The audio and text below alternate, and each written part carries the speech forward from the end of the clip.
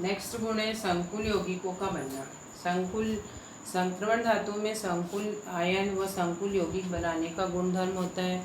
इसके धनायनों का आकार बहुत छोटा होता है। धनायन घनत्व अधिक होता है। इनमें रिक्त N-1 डी कक्षक और NS कक्षक तथा NP कक्षक तीनों होते हैं। तो इन तीनों कक्षकों में क्या होता है कि एक साथ संकरण हो जाता है, क्योंकि इनकी ऊर्जा लगभग समान होती है। इसी कारण से ये संकुल यौगिक बनाने में सक्षम होते हैं। ये परिवर्तनशील ऑक्सीकरण अवस्था दर्शाते हैं। उपयुक्त विशेषता के कारण संक्रमण धातुएं आसानी से लिगेंड से इलेक्ट्रॉन युग्म आकर्षित करके उपसंयोजक बंध बना लेते हैं, जिससे स्वतंत्र अस्तित्व रखने वाले संकुल यौगिक बनते हैं। फॉर एग्जाम्पल K4FeCN6, K4FeCN6, इनमें जो आयरन होता है ये संक्रमण तत्व होता है।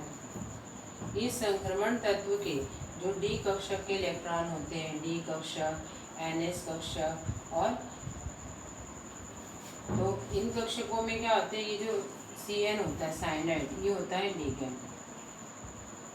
तो लिगेंड से अतिरिक्त इलेक्ट्रॉन को ये अपने रिक्त कक्षकों में उपसंयोजक बंध के द्वारा ले लेते हैं और ये जोड़ करके इस टाइप से एक संकुल यौगिक बनता है। K4FeCN6 ये क्या है, संकुल यौगिक।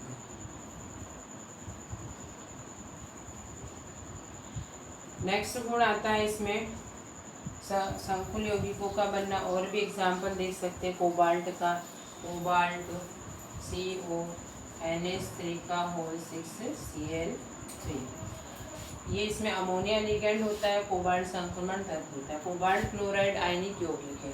जब इसमें 6 अमोनिया के अणु अतिरिक्त उपसंयोजक बंध के द्वारा जुड़ जाते हैं तो ये कोबाल्ट का एक संकुल बन जाता है, coordination compound, hexamine cobalt chloride. Next गुण होते हैं उत्प्रेरकी गुण। उत्प्रेरकी गुण, उत्प्रेरक से सब समझते हैं। उत्प्रेरक क्या होते हैं, जो कि रासायनिक अभिक्रियाशीलता में भाग नहीं लेते परंतु उस अभिक्रियाशीलता को प्रभावित करते हैं। तो जितने भी संक्रमण धातुएं होती है या उनसे बनी मिश्र धातुएं होती है, इनके अधिकांश यौगिकों का प्रयोग उत्प्रेरक के रूप में किया जाता है। क्यों किया जाता है, इसका कारण ये कि परिवर्तनशील ऑक्सीकरण अवस्था दर्शाते हैं और इनके पास रिक्त डी कक्षक होते हैं। फॉर एग्जाम्पल अपन देखेंगे कि जो संपर्क विधि के द्वारा सल्फ्यूरिक अम्ल बनाया जाता है, इसमें वैनेडियम पेंटा ऑक्साइड V2O5 इसका उत्प्रेरक के रूप में प्रयोग किया जाता है।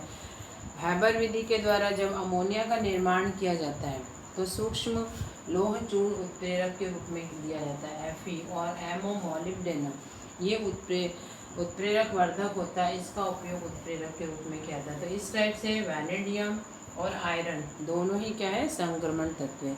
तो संक्रमण तत्व या संक्रमण तत्व से बने यौगिक उत्प्रेरकी गुणधर्म प्रदर्शित करते हैं। नेक्स्ट गुण है अंतराकाशी यौगिकों का बनना। अंतराकाशी यौगिक क्यों बनाते हैं, इसका क्या कारण है कि संक्रमण धातु के जो क्रिस्टल होते हैं इनके परमाणुओं के निकटतम रूप से व्यवस्थित होने के बाद भी इनमें क्या होता है, मध्य अंतराकाशी स्पेस होते हैं, जिनमें छोटे छोटे धातु अधातु के परमाणु क्या होते हैं, फिट हो जाते हैं। जैसे हाइड्रोजन, नाइट्रोजन या कार्बन आदि के परमाणु इसमें फिट हो जाते हैं। इस कारण से अंतराकाशी यौगिक बना लेते हैं। इसके साथ साथ ये धातु परमाणु बंध भी बना लेते हैं। तो इस प्रकार के यौगिकों को अंतराकाशी यौगिक कहते हैं। मीन्स क्या हुआ, जो संक्रमण धातु के यौगिक होते हैं उन धातुओं की यदि क्रिस्टली संरचना देखते हैं तो उनके बीच बीच में कुछ स्थान बच जाता है। तो वो अंतराकाशी स्थानों में यदि कोई अतिरिक्त परमाणु आकर के जुड़ जाता है तो इस प्रकार बने यौगिक अंतराकाशी यौगिक कहलाते हैं। इन यौगिकों के जो लक्षण होते हैं वो क्या होते हैं, गलनांक उच्च हो जाता है इनके, शुद्ध धातुओं से भी अधिक गलनांक होते हैं इनके, ये अत्यधिक कठोर होते हैं। बोराइट की कठोरता लगभग हीरे की समान होती है। इसकी चमक देखेंगे तो इनमें चमक भी बहुत ज़्यादा होती है। तो इसलिए जो धात्विक गुण यौगिक होते हैं, धात्विक यौगिक के अतिरिक्त यदि हम अंतराकाशी यौगिक को देखेंगे तो ये ज़्यादा यूज़फुल होते हैं, क्योंकि ये बहुत अधिक कठोर होते हैं, बहुत अधिक चमकीले होते हैं और ये रासायनिक रूप से देखा जाए तो ये निष्क्रिय होते हैं। जैसे फॉर एग्जांपल इसका है टाइटेनियम कार्बाइड्स, TiC, मैग्नीज बनाता है Mn4n, और आयरन बनाता है Fe3H। ये तीनों क्या है, अंतराकाशी यौगिक होते हैं। इस टाइप से ये भी गुणधर्म कौन प्रदर्शित करता है, सिर्फ डी ब्लॉक एलिमेंट्स प्रदर्शित करते हैं। नेक्स्ट गुणधर्म होता है मिश्र धातुओं का बनना। मिश्र धातु समझते हैं आप लोग कि दो या दो से अधिक धातुओं को किसी भी अनुपात में मिलाते हैं तो वो मिश्र धातु बन जाती है। लेकिन जब संक्रमण धातु जो रहती है, ये इनकी जो मिश्र धातु रहती है, इसमें जनरली तुमने पीतल, कांसा नाम सुना है। तो मिश्र धातु क्या होती है, अत्यधिक कठोर होती है, उच्च गलनांक वाली होती है, संक्षारण के प्रति प्रतिरोधी होती है। जैसे पीतल जो है ये भी मिश्र धातु का उदाहरण है, कांसा भी क्या है, मिश्र धातु का उदाहरण है। इस प्रकार से हमने ये डी ब्लॉक के जो संक्रमण तत्व हैं उनके कुछ सामान्य गुणधर्म देखे हैं। इसकी जो नेक्स्ट प्रॉपर्टीज़ है, इसके बाद जो ये यूनिट है इसमें डी ब्लॉक के साथ साथ एफ ब्लॉक एलिमेंट्स के बारे में भी दिया कि एफ ब्लॉक एलिमेंट्स क्या होते हैं। जैसा कि उस दिन मैंने तुम्हारे को एफ ब्लॉक के बारे में बताया था कि एफ ब्लॉक तत्व को अंतर संक्रमण तत्व भी कहा जाता है। और एफ ब्लॉक में अपने दो प्रकार के तत्व देखे थे, लैंथेनाइड्स एंड एक्टिनाइड्स। लैंथेनाइड क्या होते हैं, एक्टिनाइड्स क्या होते हैं, दोनों के सामान्य गुणधर्म और दोनों के बारे में थोड़ा सा संक्षिप्त में अपने को पढ़ना है और दोनों में अंतर याद करना है कि लैंथेनाइड और एक्टिनाइड्स में अंतर क्या होते हैं।